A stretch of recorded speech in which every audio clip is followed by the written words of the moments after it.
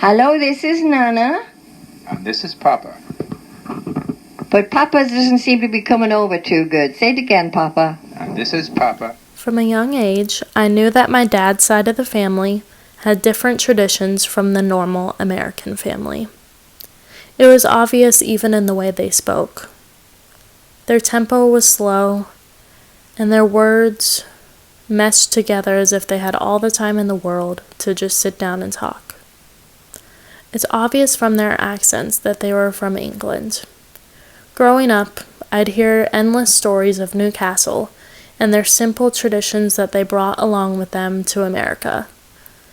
Living 20 minutes away from my grandparents while I was growing up made it impossible to avoid my family's purpose of carrying on the Geordie traditions, and many times my sister and I would spend the night at my grandparents' just to give my parents a break, as well as learn these stories about England that occurred before we were born. While my other grandparents I love so dearly on my mom's side, I think the fact that we were physically close in proximity to my dad's side, we felt more of a connection to their heritage and traditions. Their house was simple, which suited the English mentality. Their back garden was beautiful, and my Nana dedicated hours to maintaining her English rose garden. Some of the more obvious traditions were going to the British tea room and grocer, utilizing the Christmas crackers during the holidays, and doing everything we could to hunting down the most authentic fish and chips in the area. Reminiscing on my childhood, though, makes me realize just how many traditions we had revolved around our British heritage that I didn't even realize at the time. The endless cups of tea, the British candy, the sausage rolls, flying our kites, and even driving down the coast were all part of how my dad and uncles grew up in Newcastle. These traditions have always played a big part in who I am today, but even more so since the passing of my papa. My papa had great pride in his homeland, and would tell us endless stories from when he was a young lad, as he would say. These memories I grew up with, and pride in my family history, have built significant meaning, especially since the last few conversations I had with him, he talked about the good old days building a family in Newcastle. In the midst of his Alzheimer's, the memories he recounted were the simple days he took his boys to church and led the boys' brigade team. I knew these stories meant a great deal to him because they were the ones he told until he couldn't speak any longer. Now, my family is determined to hang on to his legacy and take enormous pride in the life he built for his 3 boys in England.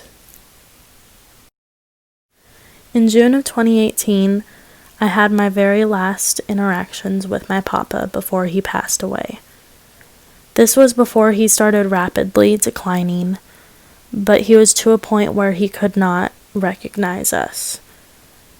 There was one moment in particular, though, that it was towards the end of the trip.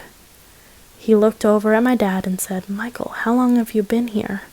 And in that moment, we knew he was lucid. So, thinking quick on my feet, I grabbed my phone and I started recording a voice memo. So this is an audio excerpt of him being lucid and remembering my dad. Yeah, but it's good to say, I'll never see better than the 3 of you all in one, more or less the whole time. Yeah, it's good to That's see your the main papa. thing. And I don't know, I can just chat to you as long as you have time to chat, because obviously you have your time scheduled to think about as well. I've got all the time for you. Sorry? I've got all the time for you. Oh, that sounds good. But I don't know what other members of the family have. I want to keep us together as wholesome as we can then. And we'll see how time goes. I often think about the legacy a person leaves behind when they die, and I especially contemplated this idea once I dealt with a loss as great as my papa. And when I think about my papa's legacy, the one thing that I always think of is the simplicity of his life. And that all stems from how he raised his 3 boys in Newcastle. That you don't need a big, extravagant amount of goods and money. You just need people around you who love you, who will provide and take care of you, and find the simple joys in flying a kite and going on a trip down the coast. And these amazing memories that he told us when we were younger will be the memories I remember of him forever. I'm away.